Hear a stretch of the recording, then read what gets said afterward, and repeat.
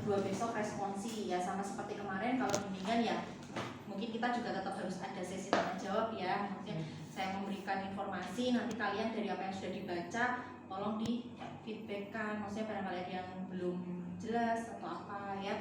Kemudian nanti responsi ya kalau bisa benar-benar kalian hands on ya, karena itu kan latihan kalian juga ya untuk nanti OSC gitu. Jadi pas responsi nanti ya diusahakan belajar checklistnya ya.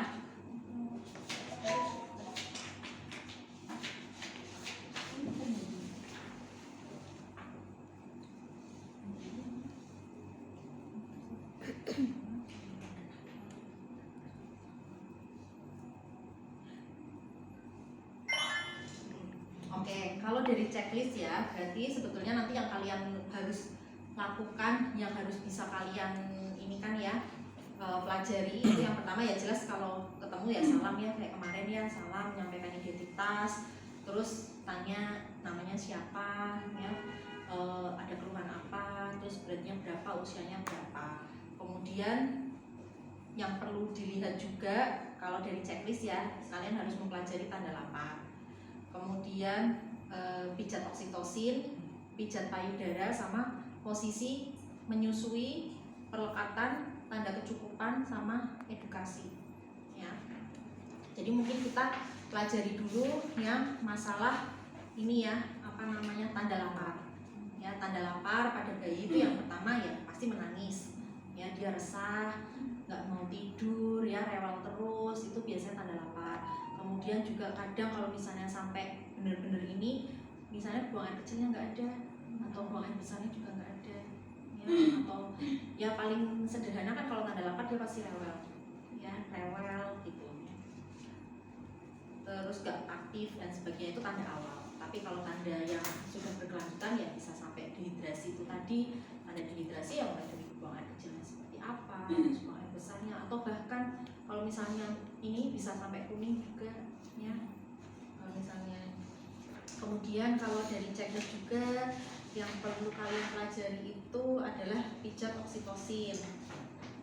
Mungkin nanti dulu ya kalau pijat, tapi kalau untuk cara menyusui ya, cara menyusui yang benar itu adalah ini kan kalau dari segi anatominya dulu ya, ini kan nanti dia ada puting, ada aerola ya. Ini kan kelenjar lemak, ya ini isinya lemak sebetulnya. Nah pada bayi itu sebetulnya kalau bayi itu menyusu itu bukan dari puting. Makanya kalau misalnya nanti dia itu menyusu bunyi misalnya ya kecap-kecap atau gitu ya, nggak malah justru yang bagus itu nggak ada bunyi, terus mulut bagian atas sama bagian bawah itu terbuka ya, melengkung keluar, kemudian dia tidak bunyi, terus aerolanya itu masuk semua. Jadi yang paling kelihatan adalah aerola yang bagian atas, dan itu hanya sepertiga. Jadi modelnya itu kan dia harus menyusunya itu adalah aerolanya, bukan di putingnya. Kalau putingnya itu salah, makanya kadang kalau misalnya salah dari proses menyusui dan sebagainya itu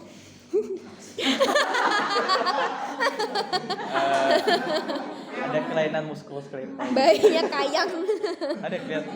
Kalau misalnya dia menyusu itu memang diusahakan itu posisinya itu agak di bawah dari payudaranya ibunya ya.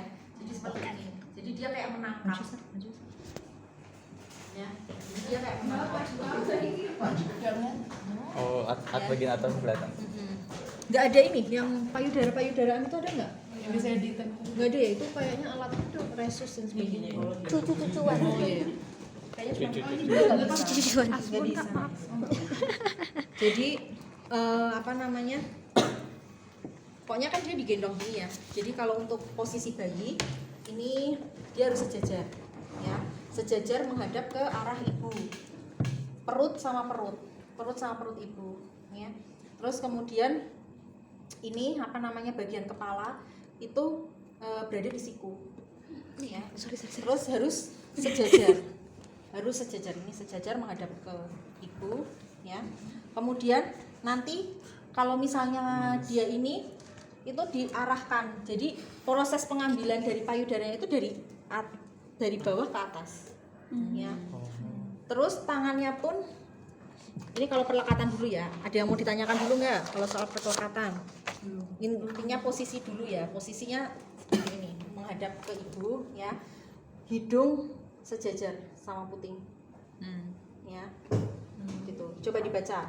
Kalau untuk perlekatan Posisi muka bayi menghadap ke payudara atau chin to breast. Perut Terus? atau dada bayi menempel pada Ya. perut. Chest to Terus? chest, terus seluruh badan bayi menghadap ke badan ibu, hingga betul. telinga bayi membentuk garis lurus. Seluruh punggung bayi tersangga dengan baik. Ya. Jadi gini ya. Ini sebetulnya cukup satu tangan. Karena nanti tanganmu yang ini bisa buat megang payudaramu. Ya. Dan megang payudara itu pakai huruf C, bukan gunting. Nanti kalian pasti akan menjumpai banyak sekali model yang seperti ini, tapi yang betul adalah begini. Gini. Gini. Jadi ini kan misalnya ya. Kepalanya copot. Memang ini Operasi. Operasi plastik. Jadi kan seperti ini ya. Ini agak susah karena harusnya ada boneka satu lagi buat ini. Jadi misalnya ini kan ini sejajar. Ya. Perut sama perut ya. Kemudian ini disangga bahunya. Terus wajah menghadap ke payudara ibu. Hati-hati hidungnya ya. Terus caranya adalah dia dari bawah gini. Kemudian nantinya harusnya bibir atas dan bibir bawah itu dia terbuka keluar. Eksploitasi gitu. Menyonyo apa ya? Ya, gitu ya. Jadi kalau yang benar seperti itu. Kemudian aerolanya itu yang terlihat adalah yang bagian atas. Bagian bawah itu harusnya tidak terlihat dan bisa masuk semua ke dalam mulut bayi. Gitu. Kemudian cara megangnya adalah kan saya gini ya. Ini gini. Gini. Selain menjaga supaya hidungnya ini memang kalau mau disangga seperti ini. Yang bukan begini. Nanti ada yang begini. Terus pokoknya intinya tidak berpedoman pada putingnya yang dihisap, tapi dari aerolanya. Itu nggak jatuh dok bayinya. Kan kamu sangga. Nanti pegangin. Satu tangan. Kan tangan kirinya nggak di bawah gini, Oh. terus ininya megang gini. Oh, paham. Ya kan? Ini kan karena ini ya ibarat kata ini ada tanganku di sini lah gitu ya. Gini. Gitu ya. Kuat bayi kita. Kuat. Bisa lah. Kuat. Terus kalau untuk dari posisi ibunya sendiri ya usahakan kaki nggak gantung. Terus senderan. Pokoknya ibu pun kalau menyusui itu harus rileks. Kaki nggak boleh gantung. Iya, soalnya Ya, pas menyusui misalnya- kan ada yang Misalnya nih kalian kursinya agak tinggi gitu ya, kakinya gantung-gantung itu nggak boleh. Harus dikasih dingklik atau misalnya ya udah kalian selonjoran aja di atas kan jadinya kasur. kalau kakinya gantung ada tulangannya. Jadi nggak ada Terus diusahakan juga punggungnya sender. senderan. Jadi kalau dari ibu usahakan juga ibunya tenang ya. Kemudian nyaman, rileks. Kalau ibunya sendiri sudah posisinya udah oke, baru kita posisikan bayinya. Bayinya itu tadi kita harus sesuaikan dengan posisi perlekatannya. Nanti bayi itu memang di atas 4 bulan dia itu sudah akan bisa movement sendiri, cara menyusuinya sudah pintar sendiri. Tapi di bawah itu memang harus dibantu. Gitu. Nah, kalau untuk perlekatan bayi ya itu tadi ya udah disebutkan kurang lebih ada berapa tuh? Sekitar kurang lebih 7 lah ya. Pokoknya kepala disiku, badan menghadap ke ibu, perut sama perut menempel, muka menghadap ke payudara gitu ya. Terus disangga bagian punggung belakangnya. Nah, untuk cara menyusuinya sendiri yang dihisap adalah aerolanya, bukan putingnya. Berarti Karena kalau putingnya doang hanya segini ya dok maksudnya? nah, jadi Kalau di areolanya sini sampai ini segini. di sini kan adanya glandula mama ya, glandula lactiferus. Nah, kenapa kok kita menghisap aerolanya? Karena itu kan ada proses pemijatan.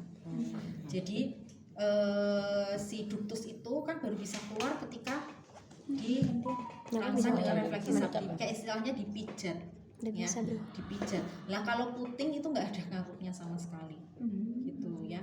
Karena di sini kan ada otot, ada kelenjar susunya, terus juga ada lemaknya. Nah, yang paling banyak juga kelenjar susu itu ya muaranya di sini di aerola. Jadi pintu keluar dari glandulanya itu di sini, di areola. Jadi istilahnya kita kayak memeras. Nah, memerasnya itu di areolanya itu. Makanya harus dipastikan areolanya itu masuk. Jadi nggak ada istilah sebetulnya putingnya kecil, putingnya masuk atau apa, karena memang sebetulnya yang dihisap adalah areolanya. Gitu. Dok, ini yang kepala terletak di lengan bukan di siku berarti taruhnya agak ke Iya, sini. di sini. Jadi kan prosesnya kan gini, kalau kamu terlalu ke sana, ya kan? Jadi kepala itu di sini ya, di siku, tapi intinya tuh jangan melebihi dari. Sama ini kok malah si hold-nya nggak boleh dipertahankan. Maksudnya? Ini posisi menyusui yang tidak benar, si hold tetap dipertahankan. Tadi bukannya harusnya ini yang pegang. Ya, karena kan sebetulnya ini kan cuma istilahnya membantu ya, Dek. Jadi Untuk kalau memasukkan ya membantu memasukkan, terus apa namanya, kalau nanti dia sudah masuk. nyaman masuk dan ngenyut, lepas aja gitu. Cuman ada beberapa itu cara membantu untuk memasukkan itu pakainya gunting gitu. Kalau gunting itu nanti resikonya juga ada gitu. Jadi apa namanya, nggak masuk semua, kemudian juga ada beberapa faktor ya. Jadi yang pegang yang benar itu si hold, dia cuma disangga. Apalagi kalau payudaranya itu besar. Ya, karena kan payudara itu juga macam-macam ya. Jadi kalau yang nggak perlu disangga ya nggak usah gitu. Tapi kalau misalnya payudaranya besar, anaknya kesulitan, ya tetap dibantu dulu dengan si hold. Tapi caranya itu si hold. Sambil nanti juga kita perhatikan hidungnya. Kadang tuh malah ibu cuma nempelin tangannya di sini, karena kan takutnya hidungnya. Ada Nah, kalau nafasnya sampai, susah. iya kan kalau misalnya payudaranya besar dan sebagainya kan bisa seperti itu. Garis. Gitu. Ya Mbak Ula pulang kan. Guys. Nanti kalau sudah nyaman pasti anak itu akan ngenyut dengan sendirinya dan akan lepas sendirinya. Jadi tangan kita yang satu ini juga ya udah mau ngapain doang, paling ngepuk ini gitu ya.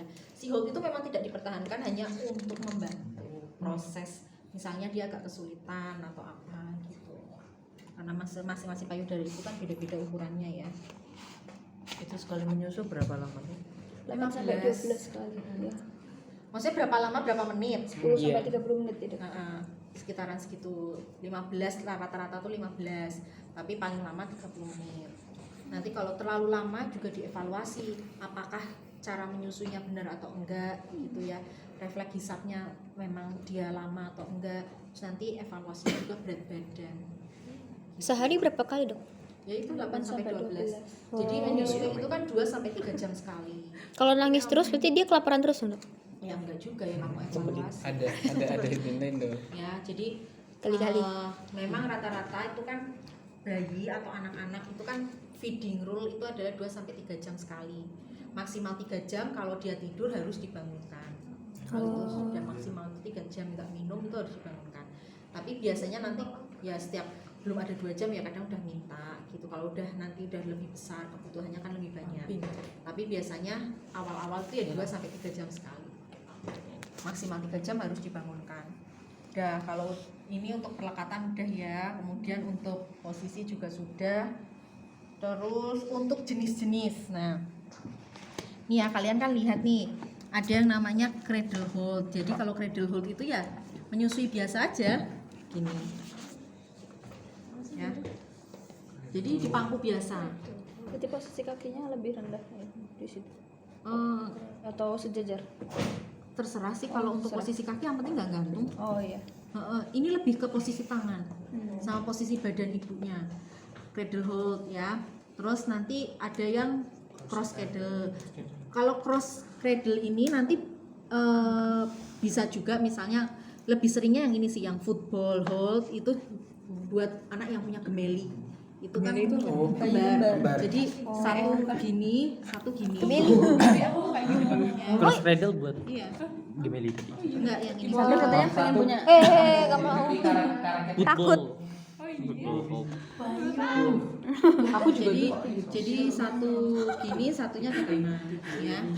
Terus kalau lain ya sambil tiduran, ibunya sambil tiduran. Enggak gantian gitu. Ibunya Nana Lala juga. Satunya Kenapa? baru Ini kembar juga, Dok. Oh iya, yang mana? Kembarnya cowok, Dok. Oh, iya, iya. Di seberang. Kalau yang cross cradle ya kayak gini sih, tapi menurutku sih kurang nyaman ya, maksudnya dari segi ininya juga Oh ya gitu. kayak gini. Jadi di sininya pun harus Jadi yang megang kanan, yang Sanggah. ininya yang ya megang harus Ada disangga, bantal. ada bantalnya. Karena ini jauh lebih capek sih sebetulnya. dan gak enak juga ini Iya. yang kiri. Jadi mending ya udah. Cowok nggak ngerasain ya kebetulan ya. Oh. Cowok Tapi tidak kalau merasakan. punya gemeli dia biasanya yang football. Nanti Yang- satu ini kanan berdiri satu kiri. kakinya emang gini gitu kan? Kakinya emang nanti Yang ini kan nanti ada bantalnya. Oh, iya. Ini loh, kan ada bantal. Oh iya. Intinya kan harus disangga. Ya. Kalau satu mampet gimana dok? Maksudnya Kalau misalnya ada yang satu mampet tapi yang satu lagi kayak ya udah lancar. ya mau gimana lagi ya satu aja. Berarti kalau kembar ngurusin gantian dok? Ya ganti. Nah sekarang enak. Pokoknya nggak boleh Jatuh putus sendiri oksitosin. ya kalau misalnya itu. Maksudnya putus sendiri tuh? Maksudnya harus putus sendiri. Jadi dia lepas sendiri. Jangan kita lepas sebelum dia yang lepas sendiri. Nggak boleh ya. Karena kan ASI itu dia ada for milk sama hand milk ya. Kalau yang bagian lemaknya itu dia di akhir. Jadi bagian pertama yang keluar itu isinya air dan protein. Ya untuk menghilangkan rasa hausnya dulu. Ya. Jadi dia itu pertama kali minum itu untuk menghilangkan rasa hausnya dulu. Terus nanti kalau misalnya aku sampai duduk bawa biar itu aja. Terus nanti yang terakhir yang hand milknya itu dia kan isinya lemak. Ya, isinya lemak. Ya ngapain sih kalian boya? Enak tuh nggak dekat tuh. Lihat posisi dulu. Terus jadi gitu ya. Jadi intinya kalau nanti buat menambah berat badan itu nanti di akhir memang komposisinya. Nah kalau kalian sering lepas-lepas sendiri tanpa misalnya dia belum puas gitu ya, terus kalian tuker-tuker sendiri nanti nih buat yang mamah-mamah ya, kalian tuker-tuker sendiri sebelum dia lepas ya otomatis dia nggak dapet yang hand milknya, dia nggak dapet lemaknya, dia nanti nggak tumbuh kejarnya nggak dapet gitu. Jadi memang pertama kali itu keluar isinya air sama protein itu untuk memuaskan dulu rasa dahaganya, setelah itu baru untuk kebutuhan energinya gitu. Tapi nanti kalau semakin punya anak nanti semakin besar sendiri kan dok payudaranya dok? Tergantung. Bisa juga nanti jadi gini ya, intinya adalah berapapun ukuran payudaramu tidak menentukan ASImu banyak apa enggak boleh ada mindset seperti itu. Dan seberapa kecil atau besarnya payudara putingmu kemudian dia masuk atau enggak itu juga tidak menjamin bahwa keberhasilan menyusuinya juga tidak maksimal ya.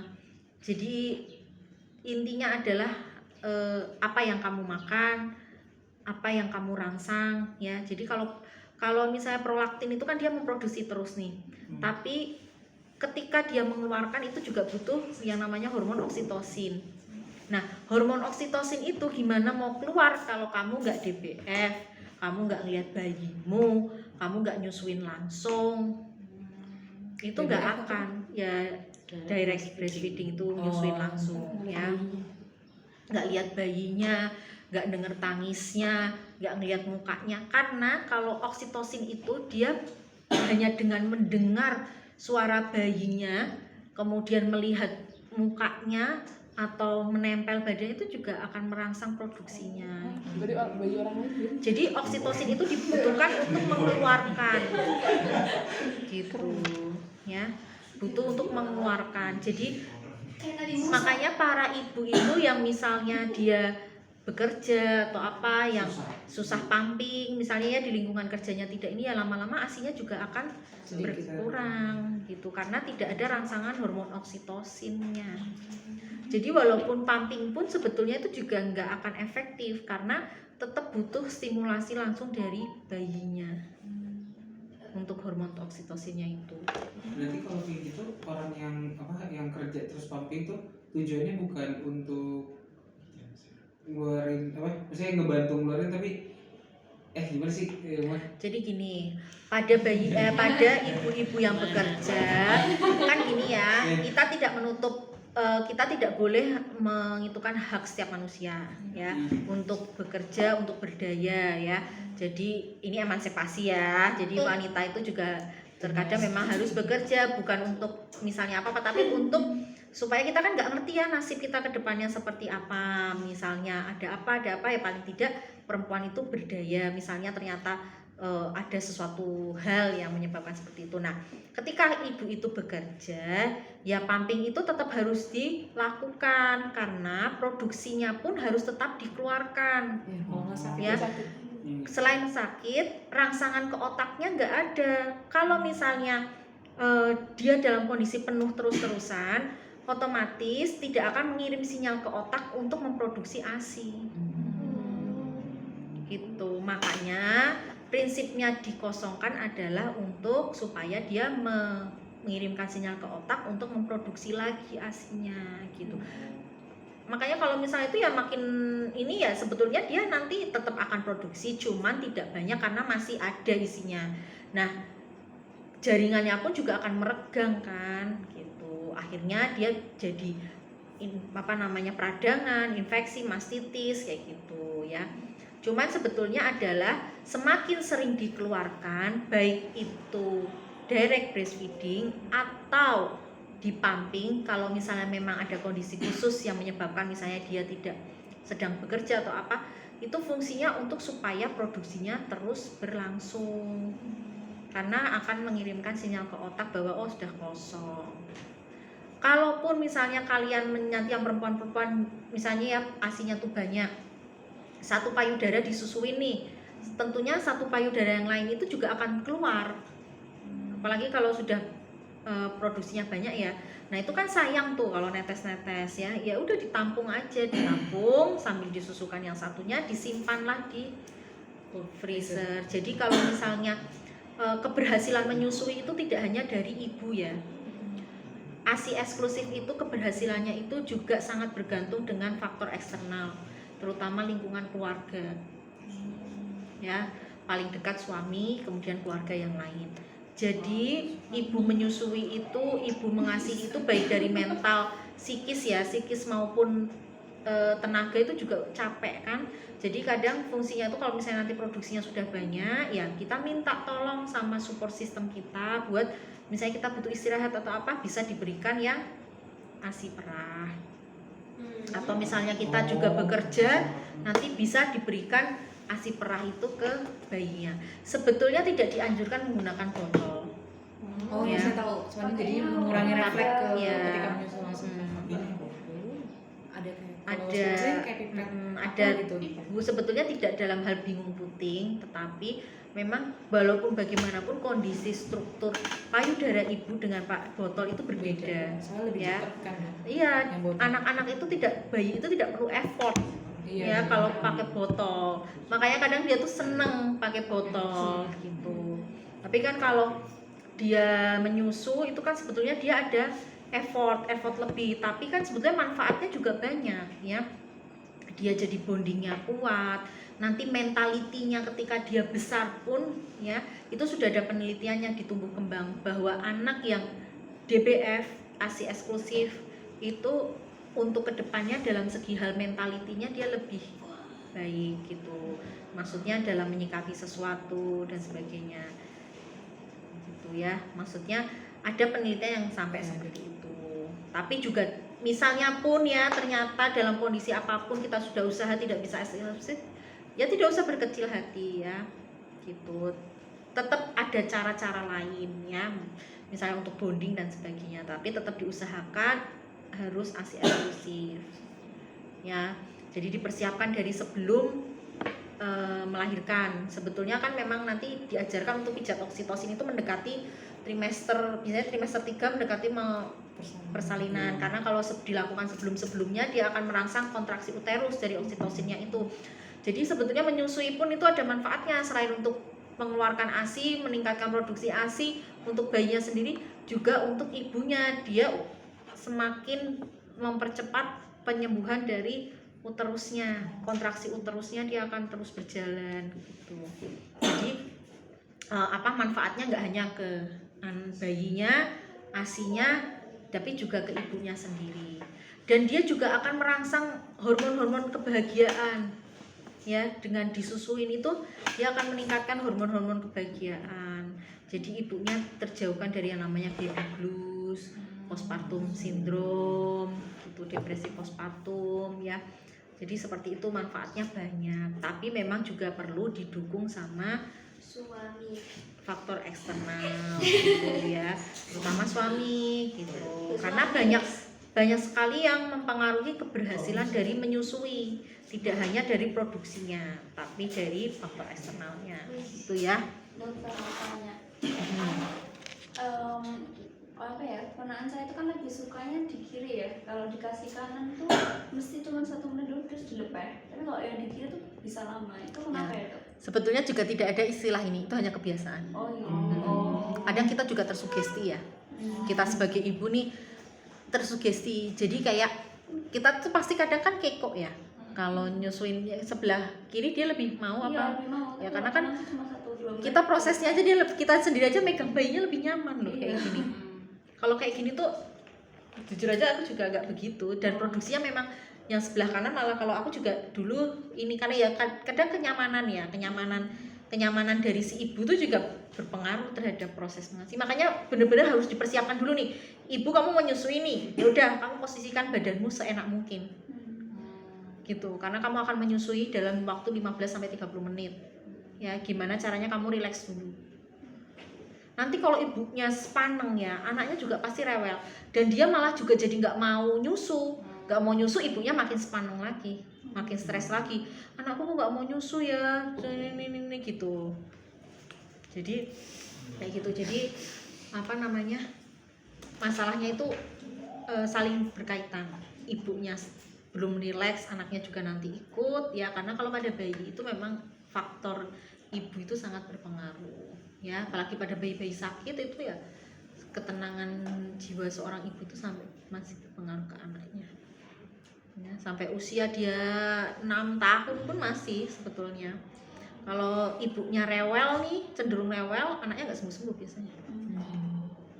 Bisa dilihat nanti kalian sering memperhatikan ya, kalau kalian ketemu sama orang tuanya rewel gitu ya, banyak komplain atau apa, malah anaknya juga kadang sembuhnya lama. Tapi kalau misalnya nih ya, ibunya tuh pasrah, ibunya berdoa, ibunya ya bener-bener pasrahnya bukan dalam hal yo udah gitu, enggak, tapi maksudnya ya inilah ikhtiar gitu, dalam kondisi yang benar, dia bisa semeleh gitu ya, maksudnya ini kan anaknya juga pasti tenang, kadang juga nanti bisa sembuhnya lebih cepat gitu, karena ya itu tadi bonding, kita ngejarnya bonding itu ya. Ini kalau untuk perlekatan ibu bayi sudah ini ya, tadi mulut bayi, dagu menyentuh payudara, mulut terbuka lebar, bibir bawah terputar keluar, pokoknya bibir atas bibir bawah tuh keputar keluar ya. Pokoknya ini sucking. Terus lebih banyak aerola yang bagian atas terlihat daripada yang bagian bawah, dan kalau menyusunya benar tidak akan sakit. Karena biasanya lecet puting itu karena posisi perlekatannya salah, seringnya yang bunyi-bunyi gitu loh. Karena nanti dia kan kenanya geseknya ke sini. Sedangkan lidah bayi itu kan juga kasar. Gitu ya. Nah, kalau misalnya bayi juga agak kurang ini, bisa ASI-nya tuh dikeluarkan sedikit dulu supaya bayi itu bisa mencium bau ASI-nya. Terus usahakan juga kenapa tangan itu nggak boleh ditutup sarung tangan, karena baunya itu sama. Baunya sama dengan di dalam kandungan juga gitu ya, makanya dia biar refleks hisapnya juga baik, nggak boleh dikasih sarung tangan itu ya, nggak boleh dibedong juga supaya nggak mengganggu pertumbuhannya, proses makannya juga gitu ya. Itu nggak boleh dikasih sarung tangan selama dia jadi ya memang nggak boleh, nggak boleh dibedong juga, nggak boleh apa gitu, sarung tangan sampai tumbuhnya juga nggak boleh sama sekali dok. ya nggak pakai sarung tangan lah, intinya nggak pakai sarung tangan ya. Jadi nggak hanya pas menyusui tapi pas bayi nggak boleh pakai. Iya, nggak boleh pakai sarung tangan karena dia kan nanti akan menghisap gini ya. Izin dokter, kalau misalkan untuk kaos kaki itu gimana dok? Boleh, nggak Boleh apa-apa. aja. Kalau misalnya ini ya, misalnya dingin atau apa gitu. Sama ini dok, gimana sih kayak kita tuh mungkin dari ibunya kadang kan pasti nunggunya capek segala macam sampai ketiduran kayak hal-hal apa yang harus kayak diwaspadai dari ibunya, takutnya misalkan anaknya jadi nggak bisa napas karena posisinya berubah ketika lagi menyusui. Yaitu sebetulnya tidak boleh tidur. Makanya sebetulnya tidak disarankan yang dalam posisi tidur. Ya karena apalagi kalau payudaranya besar. Gitu. Ya memang kalau pada bayi usia di atas nanti di bawah 4 bulan ya, memang tidak disarankan untuk ibunya itu ketika menyusui sampai tidur. Karena berbahaya, karena bayi pada saat itu refleks motoriknya masih belum bagus. Kalau misalnya di atas 4 bulan ya 6 bulan gitu, itu dia udah bisa ini sendiri. Nanti akan ada perubahan-perubahan. Oh, dia udah pinter nanti sampai salto dan sebagainya. Saya pernah lihat anaknya ibunya rebahan begini, Iya. anaknya kesini. Iya. Itu nanti di atas itu tuh dia sudah pinter sendiri. Nah, ini ya harus diarahin ya dok ke putingnya, soalnya Iya. Nanti anaknya kayak nggak biar si dia tuh nyari. Iya, kan ini. Jadi intinya tuh kan kalau untuk puting ya caranya ya tadi itu bisa dipancing dengan dikeluarkan ASI-nya supaya mengeluarkan baunya. Terus tadi dengan si hold diarahkan ya. Kemudian datangnya dari bawah payudara itu. Jadi modelnya ditangkap. Gitu ya. Jadi macam-macam cara memasukkannya gitu. Jadi diarahkan si hold itu kan kita juga mengarahkan nih, ditangkap dari bawah nih yang halaman 8 nih. Bayi datang dari arah bawah payudara, hidung bayi berhadapan puting susu, dagu bayi nempel, puting diarahkan ke langit-langit, terus pastikan aerolanya, puting susu hanya sepertiga, menurut saya nggak masalah. Tuh, terus cara bayimu nggak usah ini. Lama bayi menyusui ya itu ya. Setelah itu 8 sampai. Nah, kalau kecukupan ASI dia tahu cukup apa enggak, yaitu ya kalau perlekatannya benar dia nggak bunyi. Terus habis itu dia bisa sampai tidur. Kemudian berat badan minimal naik 500 gram per bulan. Terus habis itu menyusunya 8 sampai 12 kali. Terus pipisnya pun dia juga lebih sering. Ya. Dan di ibu sendiri kalau misalnya ya jam berapa sih sampai jam berapa sih? Wow. soalnya ada dua yang ini sama yang Ayudi. Berarti ini udah mau selesai ya? Udah selesai? Oke. Ada yang mau ditanyakan? Kalau pijat oksitosin ya itu tadi ya diarahkan gini. Oh, mungkin Iya, ini pijat juga. oksitosin gimana? Iya, gimana? Harusnya dari belakang punggung dimadepin gini. Oh bener. Apa? Siapa? Nanti banyak ya di YouTube kalian lihat. Ini dipijat di sepanjang tulang belakangnya. Udah nih kelihatan. Mau muter sini ya? Putar. Ini record. Di videonya ada ya. Jadi pakai ibu jari atau pakai ini diputar. Mungkin nanya dok, kalau misalkan lagi nyakap agak kurang keluar itu pijat oksitosin dulu atau pijat payudara dulu yang dilakukan terlebih dahulu kalau untuk ibu Kalau pada saat dia menyusui dipijat payudara. Jadi kalau pijat payudara itu arahnya ke belakangin. Jadi ke belakangin terus baru ditekan. Belakangin, tekan. Nah, di sini Ini, ada pijat tekan. oksitosin. Ya. Jadi dikebelakangin. Tempelkan ke ini. Gini. Terus baru diginiin. Set, gini. Set, gini. Ini juga sekalian pompa manual. Itu kalau pijat Pompa manual. Ya, tapi maksudnya kalau pijat payudaranya gini ya sebetulnya. Cuman kalau misalnya ini berbagai gerakan. Iya. Berarti kalau misalkan mau menyusuin lebih ke arah pijat payudara, kalau misalkan lagi nggak nyusuin pijat oksitosin dia. kalau pijat payudara itu sehari-hari ya biar nggak merengkel juga nih. Kalau yang clogging gitu pijatnya gimana dok? Clogging Iya, maksudnya kayak pakai air hangat. Terus nanti ya dipijat payudara sama seperti biasa. Ada gerakannya, ada yang memutar, Mutar. jadi gini. Sekali putaran. Jadi ya diurutkan, jadi muter gini ke bawah, gini. Ini memang dari depan dok posisinya. Dari kan kamu sendiri. Oh. Biasanya ini dilakukan dia sendiri. Oh. Kalau kita pijet biasanya kan ada kan pijet oksitosin itu biasanya di Punggung belakang aja. Kalau ini Suami. ini Iya, hari-hari suami. kita lakuin. Oh, oke. Ada yang gitu, tapi ada juga yang modelnya gini ke bawah. Jadi ada yang memutar, ada yang diurut. Nah, kalau misalnya kalian mau sekalian pompa, itu tadi ditarik dulu ke belakang, terus baru dikeluarkan. Kan ini sambil gini. Sambil gini. Oke. Belum. Nah, kalau clogging ya itu, tapi itu kan air hangat dulu. Air hangat. Oke? Ditarik ke Masih ada yang belakang. ditanyakan? Set. Dok, kalau misalnya lagi menyusui itu boleh olahraga gak dok? Boleh. Olahraga ya, lama ya. Udah. Boleh. Dokter tanda tangan yang tadi Oke. Pak. Juga masih Iya, tapi takutnya ini tamatin ya, Min.